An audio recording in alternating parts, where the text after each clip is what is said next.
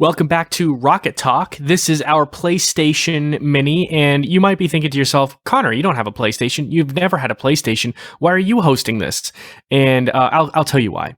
Because you'll come to find out if you host enough shows that the least knowledgeable person is going to be the host, because they start the conversations, they ask the questions, and then everyone else takes over answering and doing all the hard stuff. So Luke asked me to be host out of my incompetence. Isn't that right, Luke?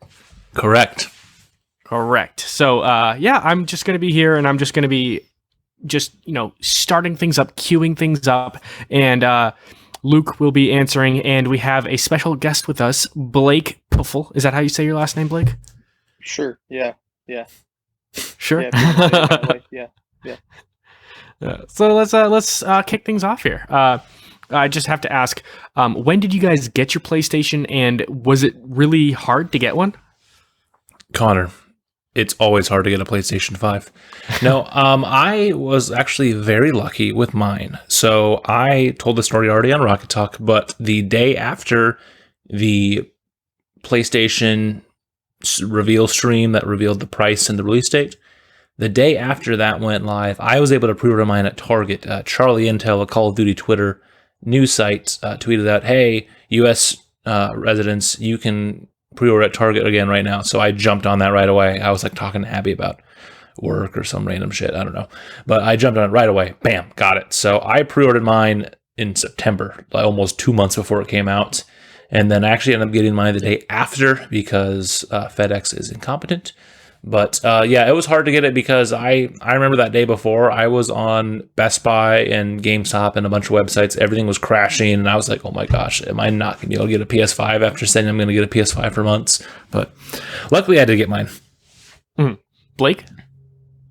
Yeah, so I was not lucky like Luke was to get it in September when pre-orders first went live. I had to wait until the week of, or rather the week after, to even get an order in. So I got mine in, I think it was the Wednesday. Yeah, it was a Wednesday after it launched. And from release date onward up until Wednesday, I had been trying every single day and every single night. I had been following 3 different Twitter accounts that were actively sending out notifications as to, hey, we've got a line here, we've got a queue here on the PlayStation Direct store, get in here now, or hey, they're live on Best Buy, or they're live on Walmart at this time. And so I was going back and forth for a little bit on all of those, but I just didn't have much luck. I think there was one time where I was on Walmart where I had a pretty solid chance of getting it. I had it in my cart ready to go. I just needed to hit submit. But my one thing that I wasn't a huge fan of was that I wouldn't receive it until about early December. And so I thought, I'll hold off for a minute. And I'm glad I did, because on the following Wednesday after the launch, I was on break at work, and one of the accounts tweeted, there's a queue live at the PlayStation Direct store, get in. And I got in that right away. And then 30 minutes later, I was in the shop. I put the PS5 in my cart, went through, got my shipping address figured out, had that all situated, and they were even giving out free 2-day shipping, so I got mine literally that Friday, so that was pretty exciting. And it was a pretty smooth process once I got in to actually get it. Wow, what a risk you took there, though. It was quite the risk, and but I'm glad it paid off. And the pain and heartache of staying up till 3 a.m. waiting for a Target drop that didn't come until 20 minutes after I gave up. It all seemed to be worth it now in the end. It's almost, I almost don't believe when people say that they got multiple, like they were able to go in, they got their PlayStation, then they're like, you know what, I kind of want another one. Then they go in and get one again. I don't believe it, but I mean, they're probably just using retail bots, which has been a huge thing this year what is it with this particular generation of console that seems to be bringing out the retail bots? Do you guys remember retail bots being as bad last generation as it was with this generation? So I got my PS4 because I was able to get a physical pre-order at Target because, that was back before COVID was a thing. So I don't remember it. So I think what is playing a bigger part in the fact that there's a lot of retail bots is because of the pandemic, so many places weren't doing physical pre-orders. Like Target, you had to pre-order online. And then even still, some Targets still will not let you go in physically to a Target and buy it. You have to buy it online and then do in-store pickup. So I think because of the situation we're in right now, it's made it harder. And just video games are bigger and bigger each and every year. So the PS4 and the Xbox One launched to a smaller market than what these are launching right now. And so I think a mixture of the bigger market and the pandemic and just how much hype Sony had coming out of the PS4 has made it so everyone was wanting one. And then also these websites don't have good firewalls up to block these bots. You know, they don't make you do one of the Google Catcher things where you gotta, you know, click on all the pictures with the fire hydrant or stuff like that. So like that is also not helping. Yeah, I mean, what I liked about the PlayStation Direct store was right out the gate, they did have their own workarounds that people were able to, oh, the page will automatically redirect you to the queue, but if you hit escape before it starts to load into the queue, you can actually just bypass the queue and get right in. People were doing that constantly, and I was at a severe disadvantage being on my phone most of the time when trying to order. I mean, I was at work doing it there. So I was at a disadvantage with that, but then they eventually found a way around that to prevent that from happening. And what I had heard was once you got thrown into the queue, that wasn't necessarily your spot in line. Apparently, what happened is you're in the queue, but then it gives you a random assignment to like a place in line then to help prevent bots getting in first. It was kind of strange because the bots would be in the queues instantly most times. So it just gave those of us actual people a fighting chance at it, which was kind of nice. But yeah, it all could have just been avoided with a simple CAPTCHA. It is nice that they did that. Your mic's low, Connor. Oh. How's it now? Yeah, it's better. Better, yeah. Sound much closer to it. Right. Well, yeah, it is nice that they're doing that, and you know, you guys have had it for quite a while now. And sorry that we're getting this podcast up a little bit late, but I do want to know your guys' thoughts and everything on the console. But I gotta ask first, this thing is a behemoth. Do you guys have this son of a bitch vertical or horizontal? Well, I started off horizontal because I didn't feel comfortable having it vertical on what I was using before to hold it, which was a Rubbermaid. I didn't feel comfortable with it because Rubbermaids are prone to sliding around easily, and I just didn't want it falling over. But now I got a table for it, and so now it's vertical in all its glory, and it's oh so beautiful. Yeah, I did the same thing. I was not having mine on a Rubbermaid, but I was having mine on a Wayfair TV stand, and it just, I didn't like it as much in there, and Abby complained about how ugly it was. And so let's try it, and we have it now standing next to our TV stand vertically, and I think it looks a lot better.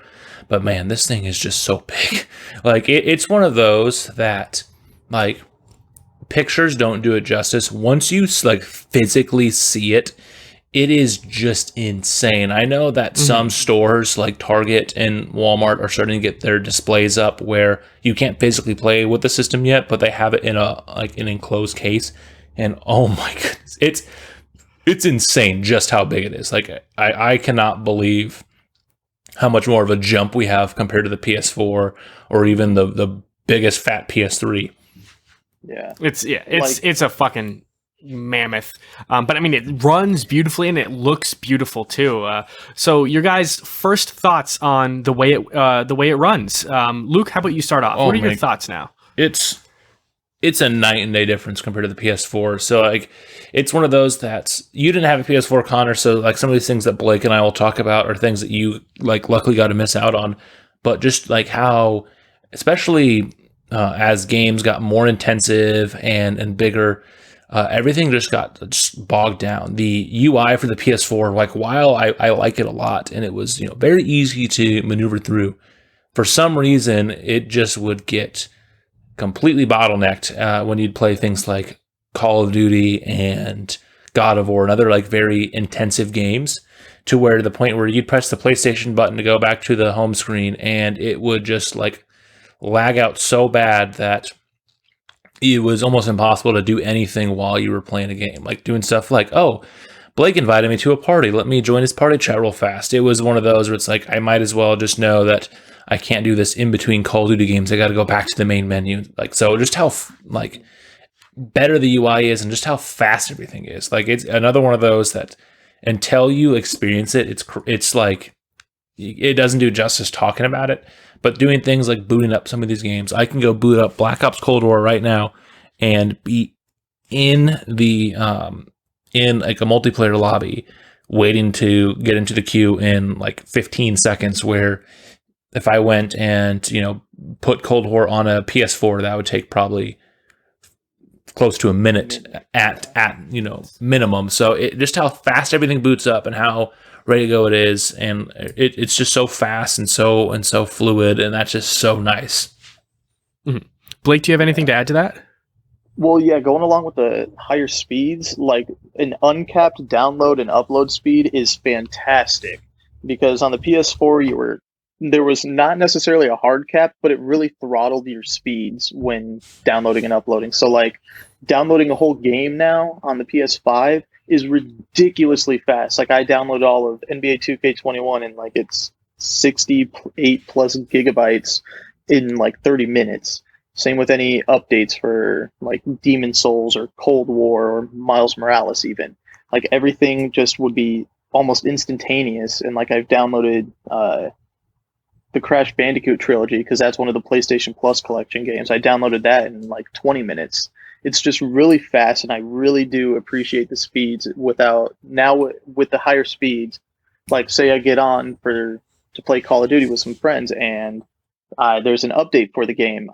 Now on the PS4, I would have to put the thing in rest mode for it to download a little faster, so I could get to playing with my friends more. I couldn't stay in a party and chat with them and wait it out that way. But now with the PS5, like I hop on and I see, oh, I have an update. Oh, 10, 15 minutes for 20 plus gigabytes, no problem. I'll stay in the party chat and maybe play another game while it downloads. Now it just, that small quality of life change is just really noticeable for me. And also how quiet it is. That's another one too. Yes. Connor, the PS4 was a literal jet engine. I know there's people that have done like decibel tests, and there's PS4s like peaking at like 75, 80 decibels. Like this is whisper quiet. This is, you know, like sometimes when the disk drive will spin up, you know, you can hear that. But for the most part, outside of booting the system up and the occasional disk spin, the PS5 is whisper quiet. Like I rarely hear it. You know, where the PS4, I could hear it through my my Turtle Beach headset that I use that has some noise canceling. Like I could still hear a low hum from that, and it's like almost completely gone. So hopefully that stays the way. And when we get to the end of the generation with some of these more labor intensive games, like when GTA 6 hopefully finally comes out, and whatever the Call of Duty game is in the last couple years of the generation that are really like causing the system to push it to its limits. Hopefully it still is, you know, whisper quiet, but yeah, that's another just huge quality of life improvement. Like it's so much better. Mm-hmm. When you're playing a PlayStation 4 game on this console, tell me about the change from the overall experience, especially one that you've played a lot on the PS4. Has it changed a lot for the PS5? So it all depends. For me, it's a little different because I had a base PS4 original, like the original model PlayStation 4. So I could not play anything in 4K or 1440p, which it wasn't supported PS5, but I can play anything above 1080p. I could only just have HDR in games that supported it, and I couldn't take advantage of any PS4 Pro enhancements. So when I've gone back and played some of these games, there has been some improvements, but it's one of those that I haven't dove into as much yet to fully experience it. But the nice thing is just all the different stuff of the quality and life improvements, of the faster loadings and the better download speeds, and the native 4K resolution. Like a lot of my games will be a little crisper, will be a little better. If I want to go back and play some of these games like The Last of Us Part 2, it's going to look better than what it did when I played it in June. but also, I don't know, I haven't fully been able to notice a huge difference in stuff like 4K versus 1080p, because we're getting to that point where stuff is a little more crisp, but it's not anything crazy with the eye where it's like, it's the difference from 480p to 720 or 1080, like where's a huge difference from standard to high def. But it's been nice to go back and see it. The bigger thing is just been nice to go back in some of the games that maybe had some more issues of chugging along and some frame rate drops. Those will perform better. I need to go back and play Star Wars Jedi Fallen Order just for that, because I know that was one game that really struggled on my base PS4 with frame drops and just some choppy animations and stuff like that. That should hopefully be fixed now on the PS5. Okay, so a little difference, but it mostly depends on what console you had and what games you're playing. I do want to ask, and this actually works out really well because I am an Xbox user. Blake, I'll start off with you for this question. What made you get the PlayStation 5 over the Xbox Series X? Well, I mean, I've been a Sony boy all my life. I've had a PS1 from the original fat one to the little mini one. That was great for on the road trips. That came with a little LCD screen that could be attached to it. And then moving on to the PS2, PS3, getting a PS4. Like, I've just always had Sony. I've never had an Xbox. So, I mean, being loyal to them was one thing too. But also since the PS3, I've been playing a lot of multiplayer games, and I've had the same PlayStation Network account. I like having all that data carry across as I continue along with playing video games. Like, sure, one day I do want to get the Xbox just so I can have the big three, because I already have a Switch. But for now, like, getting the PS5 was a bit of a no-brainer for me because of for all of the changes that I wanted to see from the PS4 to the PS5. And I couldn't really say whether or not I'd like the Xbox more than the PS5, because most of my friends, they already have PlayStation 4s, and since everything's backwards compatible, even like with party chats, my friends on PS4, I can still party up with them and play games with them. So I didn't want to go to a whole new console and then try and find new people to play with, was one big thing. Yeah, echoing off of Blake, I'm a lot of the same things. You know, I also am a big Sony pony. I had a PS1, and all the only PlayStation I have not ever owned is the Vita. But yeah, I had all the PlayStations, and yeah, I have, like, you know, an online presence built through PlayStation already, through all my trophies I've earned, all the games I own, all of my multiplayer stuff. You know, we're just now getting to the point of cross-platform play and cross-progression even. So stuff like, you know, if I bought an Xbox, outside of some games like Rocket League, Fortnite, Modern Warfare, and then now Cold War, some of these games that, you know, I have built up a online, you know, amount on. Like, if I got an Xbox and I wanted to get Crash Team Racing again, I would have to start all the way over again for the third time, since I already have it on the Switch as well. Or if I went and bought GTA 5, I wouldn't be able to transfer over my online progress. So my 12 days played on GTA Online, or whatever absurd number it is, I would have to start completely over. And then, yeah, like Blake said too, just the being able to still connect with the friends, the backwards compatibility with basically everything PS4 is so nice, because while Blake and I have a PS5, a lot of our other squad we mainly play with still have PS4s. You know, a few of them are looking for PS5s, and when they can either afford one and or they're more readily available, they're going to join us. But it's nice because right now, Blake and I can be on PS5 playing Cold War. We can play with our friend Ryan, who was on the Last of Us Mini, who can be playing on PS4.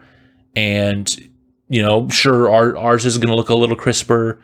If Blake or I had a TV monitor that had 120 hertz support, we could play at 120 frames per second, but we can still play with our friends and, you know, have the same experience like we would just on a faster, better platform.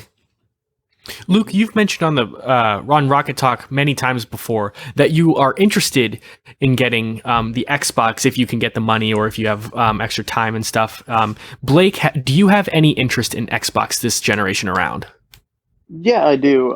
One thing that I really like about Xbox is their Game Pass, and just their massive. The best deal in gaming. That they have. Yes, it really is the best deal in gaming because for I don't even remember what the rate is per month, but you get access to hundreds of games that you can either download or stream. And it just there's so many games on there that I've wanted to play at one point or another, but just haven't been able to. Just mainly because I've been on PlayStation the whole time, or I just was never able to afford them growing up. So it really gave me an opportunity to play a lot and really expand my horizons when it comes to exploring a lot of new games. Yeah, same. It'd be a lot of like it'd probably be a situation where if I got one of the Xboxes down the line, I'd get a few of the occasional game, but for the most part, I would get Game Pass Ultimate, and that would be like the main thing I use it for. It would be to play some of these games. I maybe would go, and if I got the Series X, I'd go and pick up some of my favorite games that are backwards compatible from the 360 era and the Xbox One and stuff like that. It's like some games that I'm fine with starting over, like Sonic Generations or even NCAA some of Football 14. Yeah, NCAA Football 14 or some of the older Call of Duties, like getting the Black Ops, like Black Ops 1 and 2, and be able to play more for the zombies on that one. Because I just I would miss my whole setup I'd have in multiplayer, and getting everything leveled up that way it would take some time. But like being able to go and play on Black Ops 1 zombies, which has been one of my favorite zombies modes. Like do play that again, or being able to experience the campaigns of Black Ops 1 or 2, like that'd be a ton of fun to do. But yeah, it's something I have down the pipeline, especially as things kind of settle down more and we get more out there. And maybe we'll see too with this whole thing with Bethesda. One of my favorite game series I've played in the last few years has been the Wolfenstein series. And with that being a Bethesda game, and now Microsoft owning Bethesda, if that means even if it does come to PS5, if that means that Wolfenstein 3 or something like that might have some reasons why it'd be better to own it. If I had an Xbox version, I would buy probably the Xbox version over the PS5 if it does look like it's worth it. So I think I like Blake said too. I think I want to get down the line, and we'll see. Especially with how just good of a deal Game Pass is. Everyone that I've talked to, whether it's in podcast form or just someone that I'm at work with, everyone this year has been, I'm an Xbox owner, but PlayStation is really looking good this year. And then same with PlayStation. I'm a PlayStation owner, but I might get a Series S so I can get Game Pass Ultimate. It really seems like both consoles are really starting to shine. And if we can just get these crummy console wars to just subside, everyone can start looking at these things with a lot more objective point of view. Gaming is gaming, and get one or the other just for the perks. There's it's a different type of gaming, but one doesn't seem to be better than the other right now, especially with Microsoft finally starting to it seems like they're finally trying to go the route of getting really, really good games to pull over. And since I had mentioned that, what made you guys get the disk drive PlayStation instead of the digital? So I went with the disk drive mainly because of the backwards compatibility thing. So every PS4 game outside of like 10 are completely backwards compatible, and then only a handful have some issues. So I have a variety of games, and even though most of the physical games I could go get for pretty cheap at like GameStop or something like that now. It's just nice knowing that I don't have to start my collection over. And then on top of that, I've been wanting to upgrade to a 4K Blu-ray player, even though I just was talking about how, like my eye can't fully see the huge difference between 1080p and 4K. I'm sure if I watch some sort of like comparison video, it'd make it a little more clear, but like I want to be able to start, being able to buy certain movies in 4K. I have Tenet pre-ordered, which is supposed to come out in a few days, so I'll get that on 4K Blu-ray and stuff like that. But yeah, the bigger one is I already have these collection of games, and it's one of those that there's a handful of games I've missed out on the PS4 generation that if I'm at GameStop and it's like, oh cool, I can get this game for $5. Awesome, I'll buy the disc version for $5. And then I don't have to worry about anything like that. So that's a big reason. It helps with my previous collection of games, and then also the perks of a 4K Blu-ray. Because, I mean, sure, the digital thing would have been nice, but I also still like to get my games physically for the most part. I got a lot more digital this year than I have in the past. I mean, my biggest games I bought this year have been Animal Crossing, Crash, and Call of Duty, and all three of them I got digital. But I usually like to stick with physical still. There is something nice about having it in your hands. Blake, what about you? Yeah, I mean, it's a similar situation for me where like I really like the backwards compatibility of it.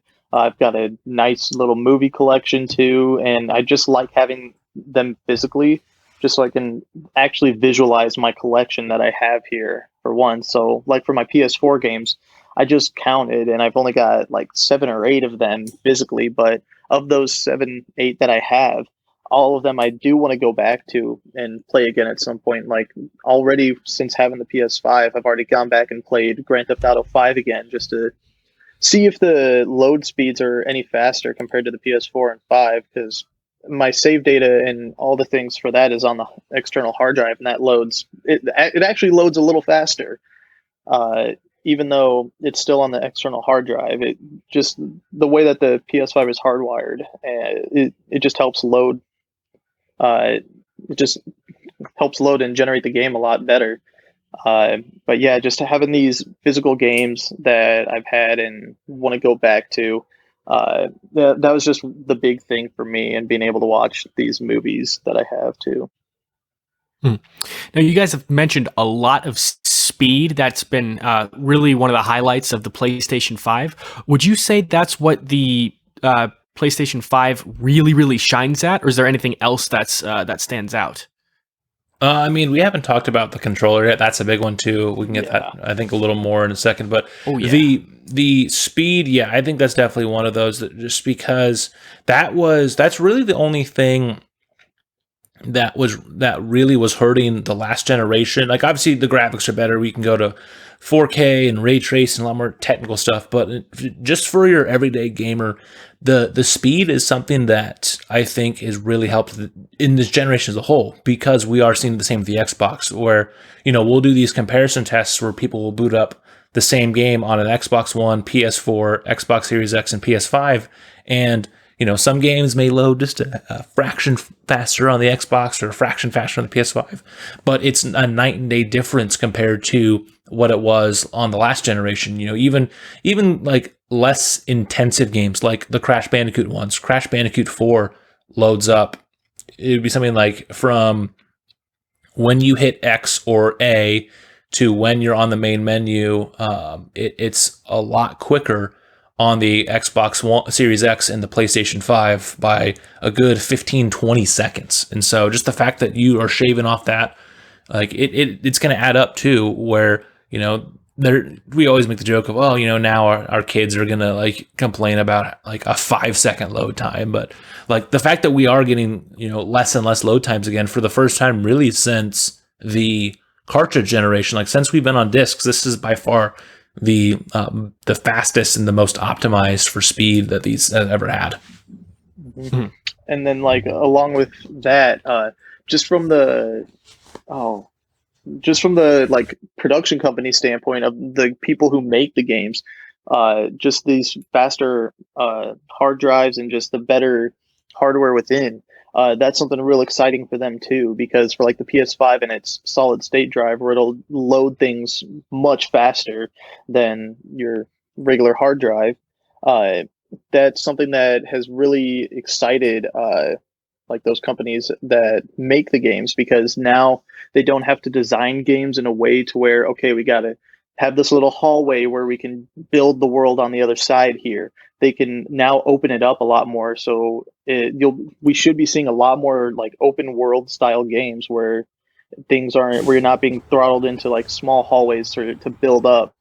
Yeah, you're walking through the hallway or riding the subway for your load screens now. It's going to be near instantaneous. The biggest one they were always using for the speed was they were showing Marvel Spider-Man from 2018, where your fast travel system is the subway, and so like it plays like a 10-second animation of Spider-Man in the subway, which is always funny.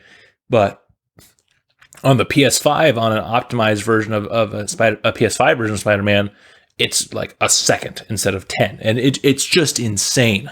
Mm-hmm. It is. Oh, Go ahead, Blake. Like you'll be on one opposite corner of the map, and then you'll go to a fast travel at the complete other side, and then you hit X to go in. You try counting to 3, but before you even hit 2, you see Miles Morales walking out. It's just insane. It is great that now the developers can make the world a little bit fleshed out and just more immersive without having to worry about that. And we do have a thing of hardware that helps make the world literally feel a little bit more fleshed out with this awesome controller, the DualSense. And I have to ask you guys how it's been, because, oh my God, do I want to get my hands on this. Blake, I'll start with you. The DualSense is fantastic. With all the new additions that they made to it, the haptic feedback. So, like, say you're playing the game that's already pre-installed, Astro's Playroom. There's multiple sequences where you really feel the haptics at work. Like, there's a sequence where you're walking and your little Astrobot is holding an umbrella. You feel each individual raindrop on different parts of the controller or wherever you're holding. Wow. Or you're walking into a little sandstorm and you can kind of feel the little grains of sand hitting it. In the example of Call of Duty Cold War, there's the adaptive triggers, and each gun has its own like amount of, I guess, push that you have to give on the triggers to aim down sights. But then each gun also has their own unique trigger point to actually pull the trigger and shoot it. It's not just the one fluid motion like on previous generations. Like, you pull it and then you feel a hard stop where the trigger point is, and then you pull it to actually shoot it, just to add a little more immersion to it, which is just such a cool feature to have. Yeah, and then you throw in the speaker that adds to that immersion, especially with Astro's Playroom. Yeah, the DualSense, it's another one of those that explaining it doesn't fully do it justice. And that was, I think, the biggest thing that I was noticing when a lot of the reviews were coming out, that the biggest thing they were saying is, wait till you actually experience the DualSense. Like, the DualSense is the most next-gen thing, because it is insane. Yeah, the difference of all the minute details that you feel on Astro's Playroom. And another game that uses some of the crazy stuff is Blake has NBA 2K, and so when he's playing that, if his player gets fatigued, the triggers will also, the tension will change in those because you're more tired. Like, little things like that are just such a crazy thing that I really hope that developers continue to push this outside of the occasional first-party Sony game. Like, I really hope that we continue to see Call of Duty and 2K push this where the triggers are different, or they have some slightly different haptic feedback, because it is insane. I wish it wasn't fully white, because it gets dirty pretty easily. Like, I don't eat when I game and all that, and like I like wash my hands, but just like the natural like sweat and all that kind of builds up on the back, and it's not a pristine white controller anymore after less than a month. But besides that, like, the DualSense is by far, I think, the most impressive part about the PS5, even when you count in how fast it is, just because all this tech that's in there. It's there is debate on if the haptics in this is better or worse than HD Rumble, but I think when you also just throw in everything that pairs with the HD Rumble, I mean, like the haptic feedback compared to the HD Rumble, that it makes the DualSense, even if it's slightly weaker or not as able to get the details like the HD Rumble, with everything you add onto it, it's so nice. Plus, like, I don't use it, but it has a built-in microphone, and the battery's better. There's a lot of things that it's better than the PS4 controller, and I love the PS4 controller. In terms of, like, the PS4 controller still might be my favorite in terms of its shape. The DualSense is just slightly less comfortable for me, but everything else about the DualSense is just amazing. And on top of Astro's Playroom, what other games have you guys been playing on your PlayStation 5? So I've mainly been playing just Astros and Call of Duty. I do have I have downloaded a few of the free upgrades of like Fortnite and Dead by Daylight and stuff like that, but I haven't really touched them. I did sign up for EA Access or EA Play or whatever it's called now, so I can try Madden out. But each time I try to play, it either freezes on the loading screen or it gets in and I press X to go to play now or face the franchise or whatever, and nothing works. So I haven't been able to try Madden out yet. I've mainly been playing Black Ops and then going back into some PS4 games, but I have more down the line I want to get. But yeah, mainly it's just been Call of Duty. So not. The adaptive triggers are a good thing to show off the next gen, but it's maybe not the greatest next gen game to show off the system, but it's still been nice. Mm-hmm. Yeah, for me, when I got the console, I first played Astro's Playroom, and I platinumed that game, so I got all the achievements done Same. for those Xbox fanboys that don't understand the trophy system. But then on top of that, I played Miles Morales. I beat the story for that. Great game, really, really solid. I want to platinum it at some point because just swinging around New York it just feels so great.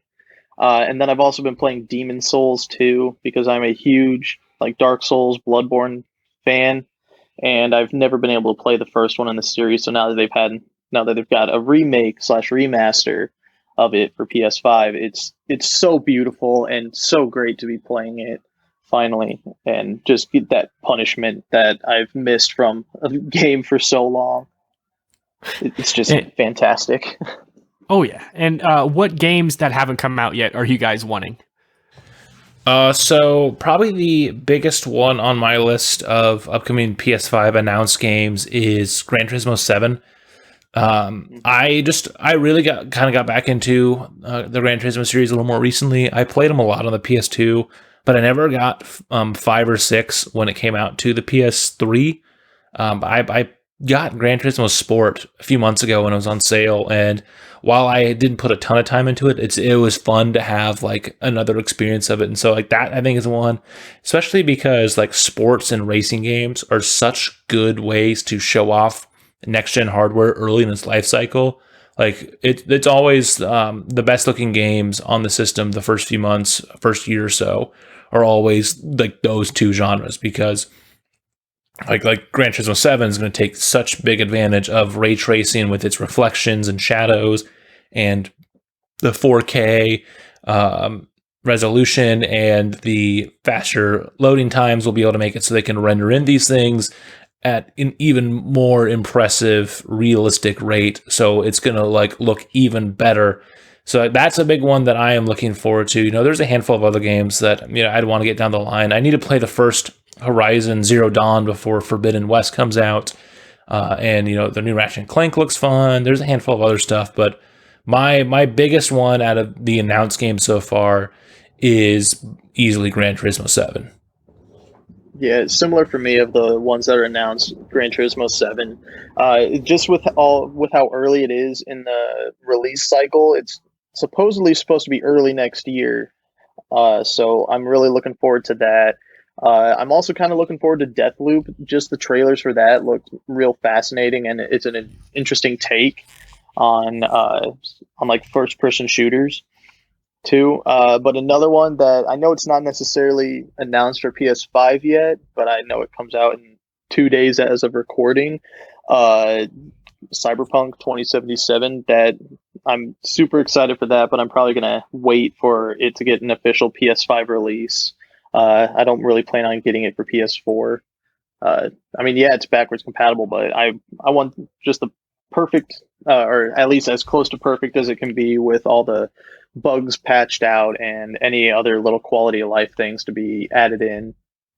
Absolutely, especially for a title like that. Yeah, I think I'm also gonna wait until the PS5 version of Cyberpunk comes out. Especially, it's a little concerning that they are making it where CD Projekt Red made it so all reviews that went out before release date can't have their own footage, and all the review keys were PC only. So a lot of the rumblings around were that a big reason why this game was delayed so much at the end was because they were having issues optimizing it for PS4 and Xbox One.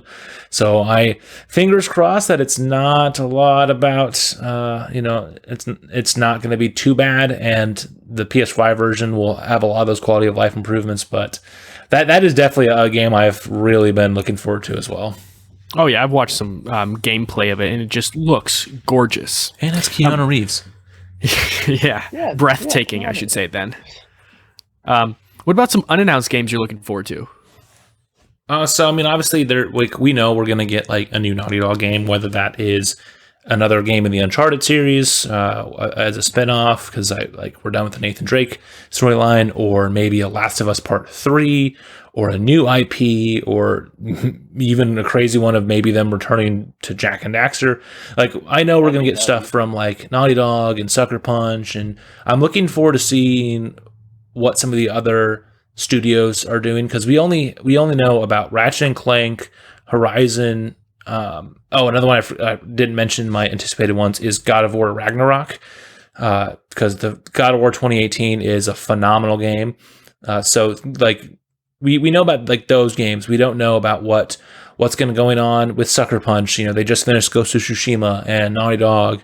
What are they going to do? That's, I think, the biggest ones. And and then obviously, as a Sonic fan, I'm excited to see what the Blue Blur will bring to the PS5, especially with 2021 being his 30th anniversary. So I'm sure even if we get a slight PS5 up-res version of the PS4 version of whatever the game comes out next year, it'd be nice to see maybe some sort of new Sonic game as well, since that's probably coming.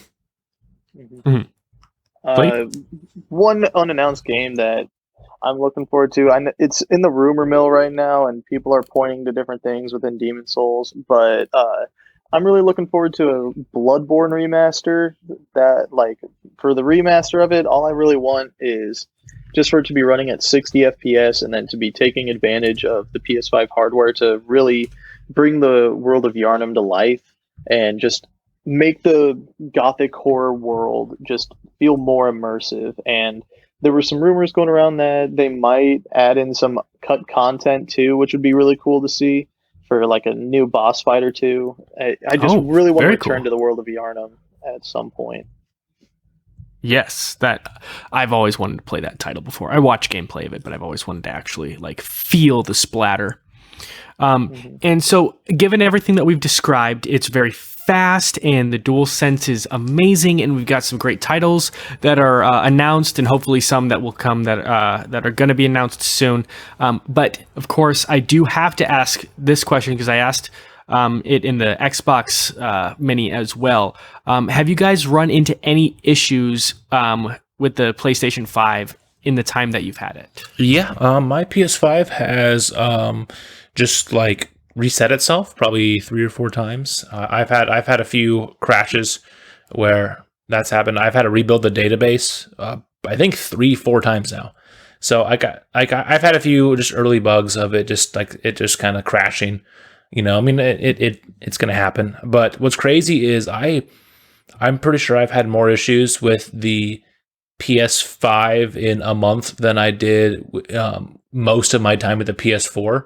But I mean, like, again, it is new hardware. I haven't had anything too crazy. Like, there's been people that have had a lot of bugs where it bricks the system and it breaks it. But another one I noticed is so one of the things I did to speed up my process of getting on the PS5 quicker is a couple days before I got my PS5, I moved all the PS4 content that I wanted to my external hard drive that was plugged into my PS4. And so when I set up my PS5, all I had to do was transfer my save data, and then I forgot to move Sonic Mania over, but that was half a gigabyte, so I just did that with it. And so after like the 7 gigs of data transferred in like 5 minutes, I was able to just basically play. Like, all I had to do was plug in the hard drive.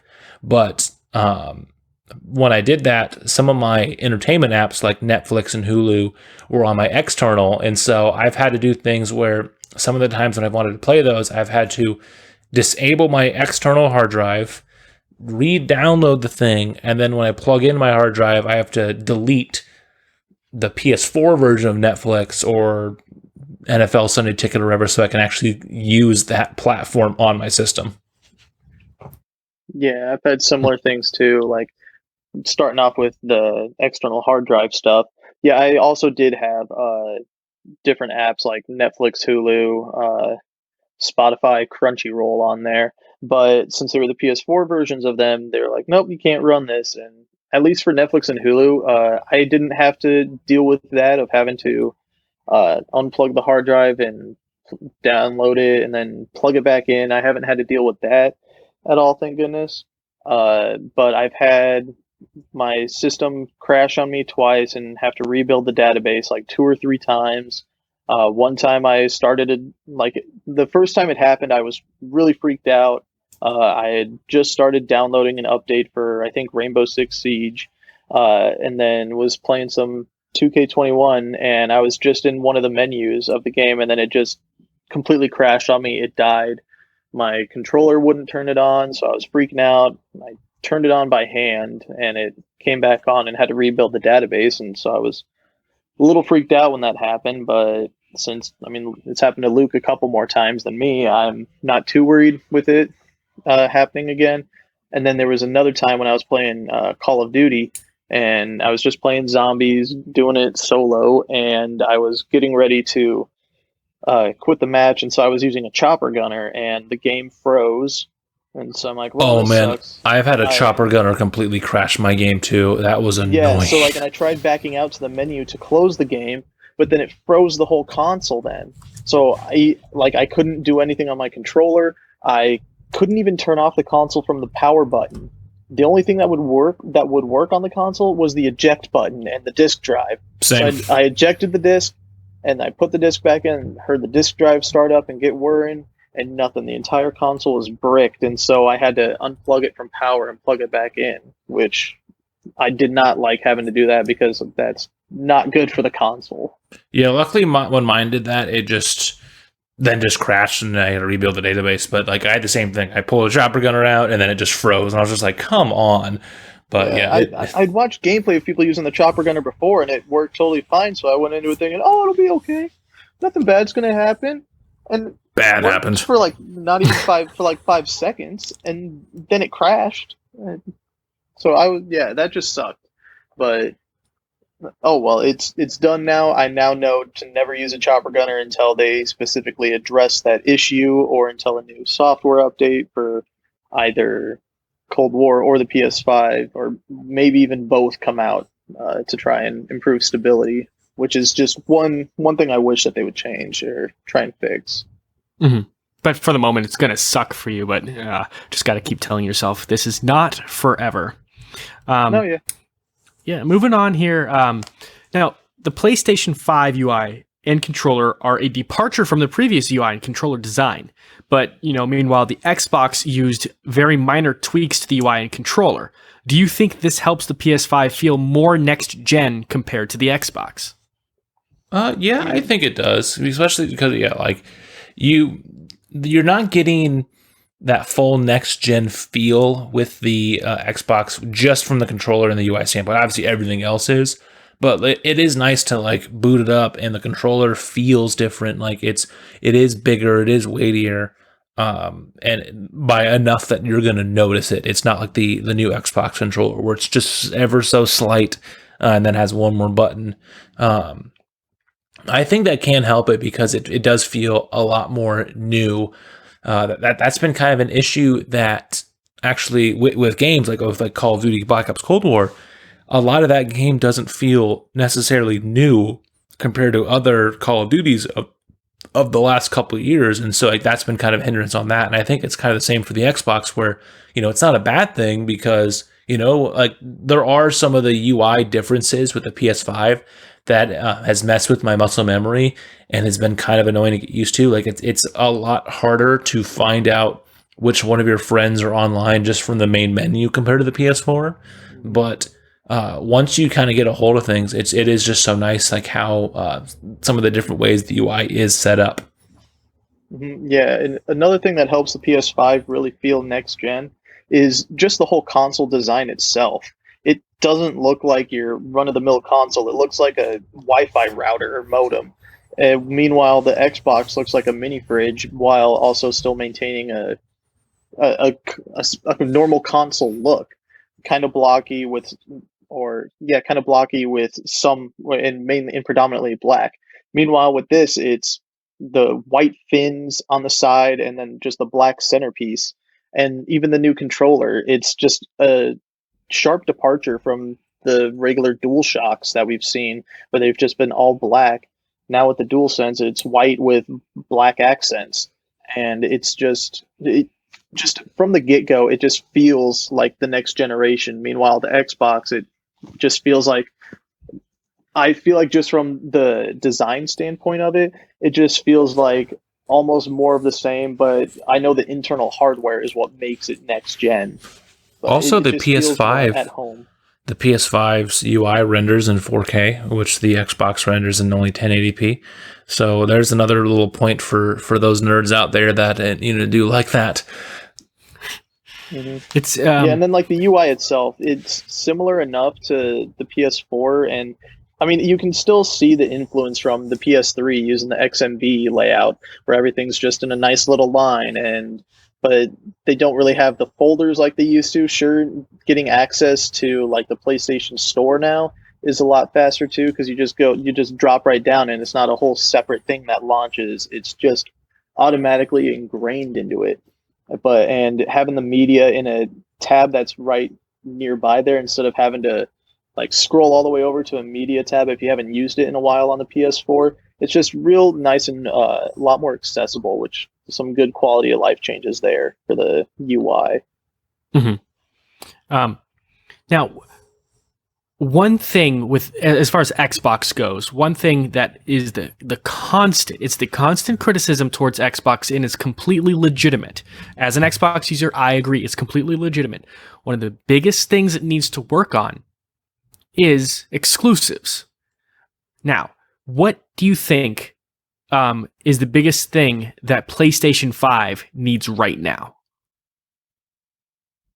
I mean, honestly, I think more stable software for it, so everything can just run smoothly without fear of crashing. Because, like both Luke and I have said, we've had more problems with our PS5s in the first couple weeks of having it than we have had with our PS4s. So I think just right now, stability improvements is what's needed.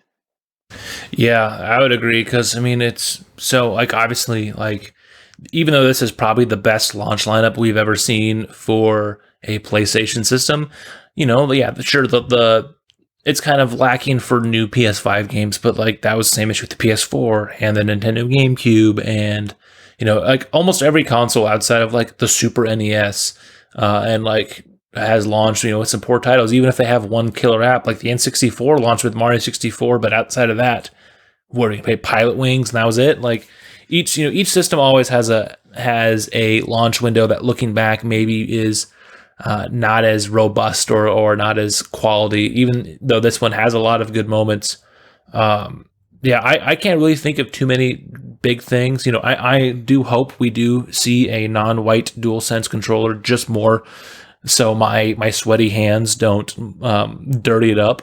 But stability is the biggest one. I guess the other one too is this is more of a outside of Sony thing. Hopefully we do see a SSD. I can't remember the exact specifications of what that type of SSD is, but the custom built SSD that Sony has in the PS5, there are expansion slots that are in the system. So down the line, once Sony has approved ones, they will, through a software update, let you be able to play those. Put those on your system, and you can have more storage, because the storage is pretty weak. It only is about 667 gigabytes of total space after you have all the software in. And with games like Black Ops Cold War being roughly 100 gigs, that does take up a lot of your space. So once you can expand the storage, that's gonna be really nice. But I mean, when there's not too many games out there, when I only own, counting my next gen upgrades, like 5 PS5 games, I'm not running that issue yet. I know that will be an issue, but as SSDs get cheaper, that's another one that'll fix itself. So yeah, I think stable frame rate stable console software is the biggest thing right now. There still seems to be a massive... I just got one more thing that I want to quickly do a quick tangent off of, like the different colored DualSense. Yeah, that's something that I also do agree is something that would be nice to have. I think though with them going with the white, I think that may leave them open to more customizability later on down the line for like different color schemes. Because before it was just the one solid color, and so I feel like it really limited them in their creativity for the controller design. So I think with this two tone that they got going on, I think it'll really open the doors up for more customizability. Yeah, because the berry blue one, that one did have a little bit of a two tone because the face of it was that baby blue, and then the buttons and the back of the controller was a like burgundy-ish red. Like it was a red, and so like that was nice because that was different. But yeah, like I am holding my purple DualSense, my DualShock right now, and yeah, the buttons are black, but like the controller is purple. And so yeah, like being able to have a DualSense where the white part is baby blue and the black part is maybe a silver, or like that's gonna be cool. Like a Spider-Man one where it's the blue and red. Like that would be so cool. And yeah, that's gonna be so much fun because like that is coming down the line. I'm pretty sure Sony actually confirmed it, but the PS4 launched with just black, and then after a few months they started putting out the blue and the red and the white, and then at the end they kind of expanded the colors, having purple and baby blue and gold and all that. Now, this is something we've all been talking about throughout, ever since the console's been announced, and then especially after the console's launch dates finally came out. We kind of had a breakdown of PS5 versus Series X, and on paper, what is better. We went down through each and everything. One thing we have all agreed on is the console wars are stupid and pointless, but there still seems to be a mass of people trying to keep them going. Do either of you see this on the internet? And if so, what are your thoughts on it? Yeah, I see it, but I think it's stupid.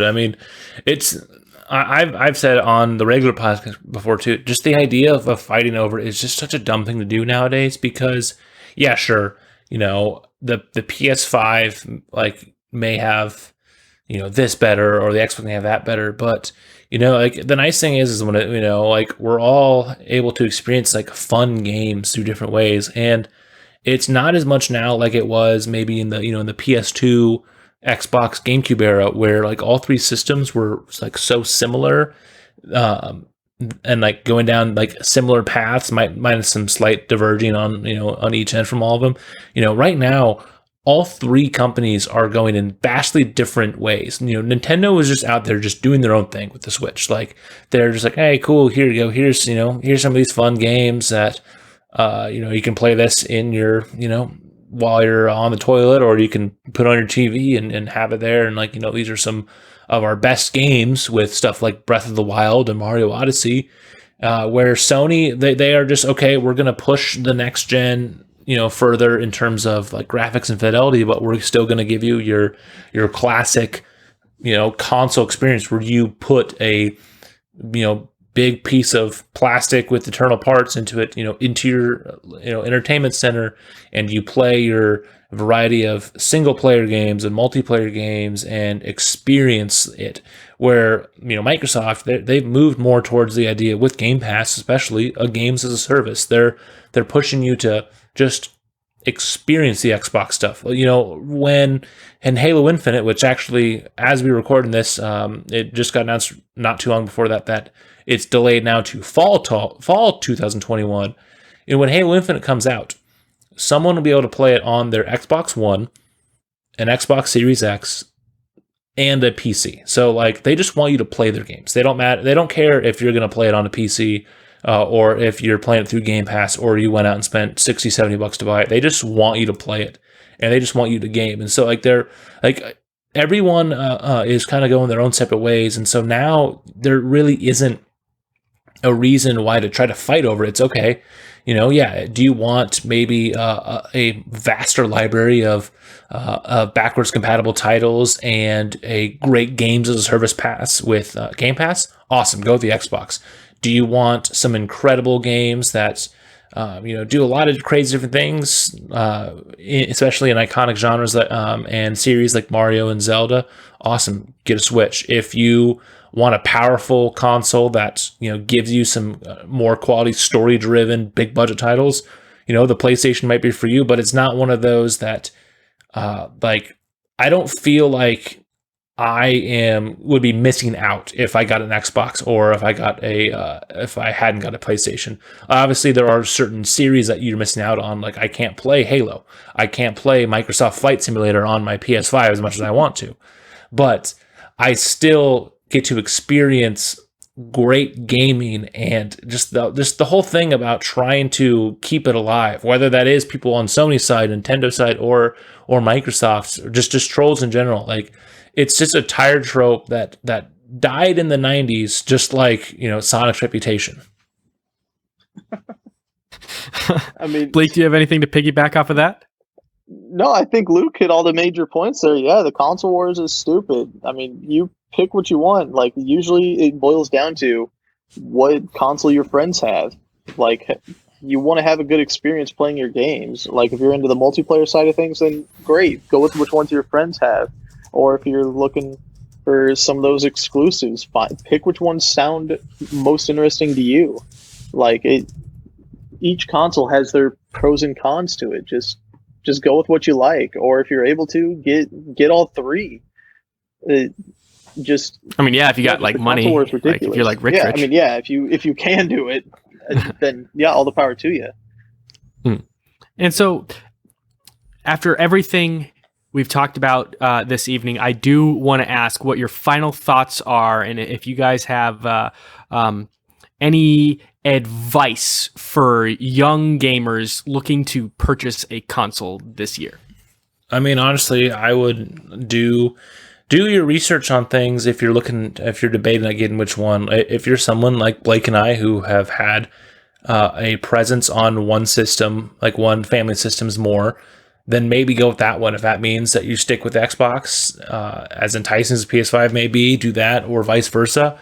Of the PS5 specifically, I think the biggest tip I can give anyone who is looking at buying a PS5 that has had a PS4 and an expansive library, if you don't already, go out and purchase an external hard drive, one, because then you're going to be able to put all your PS4 games on there. You'll still get a lot of the same benefits of the PS5 upgrades.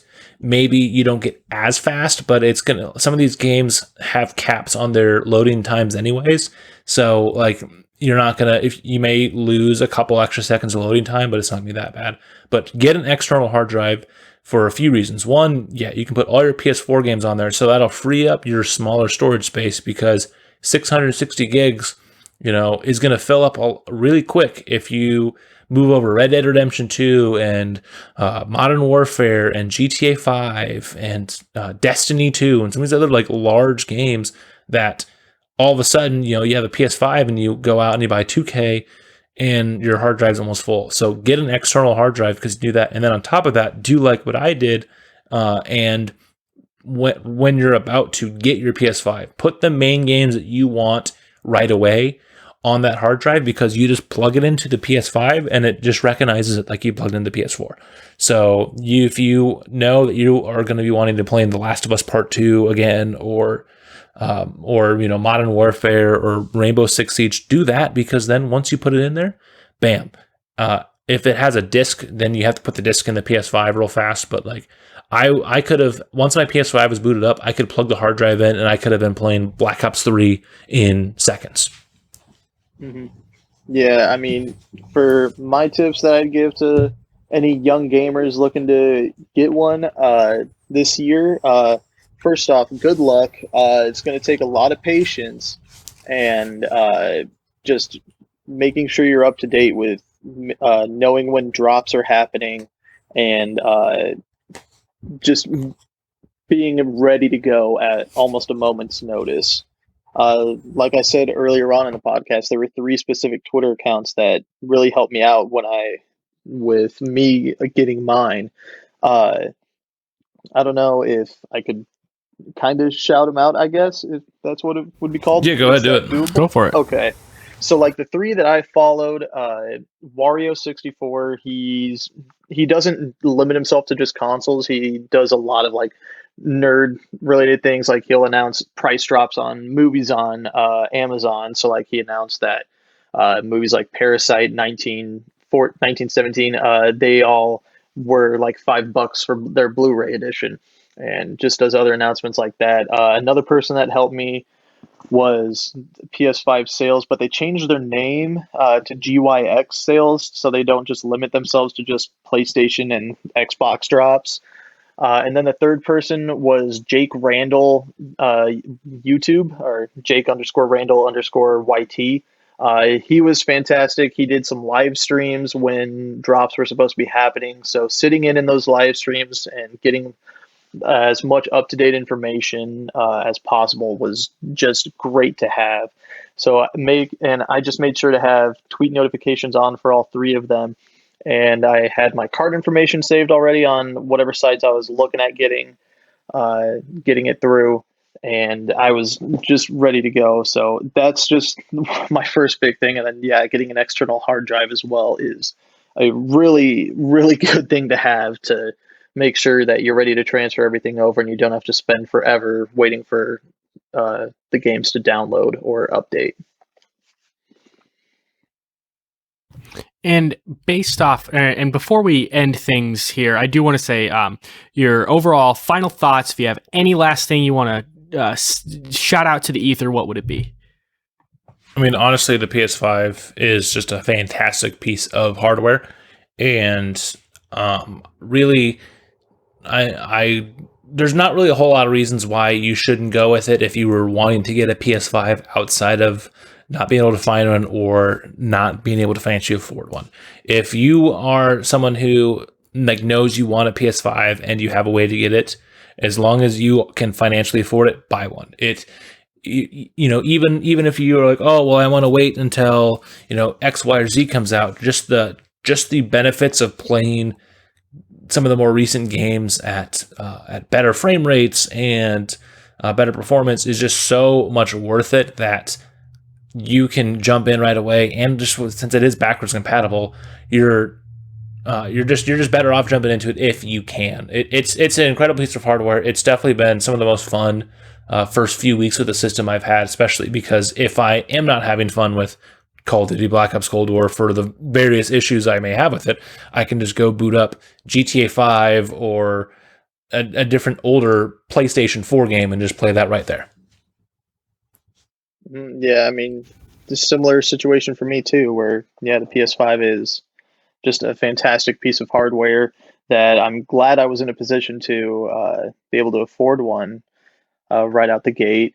But I know people who are waiting for them to be either more readily available or for a specific game to be out first before they make the jump. Which all the power to them, because I mean, all their the higher power and the greater power, the higher frame rates and greater resolution for some games is real nice to have. But for a lot of people, that's just not worth making the jump up.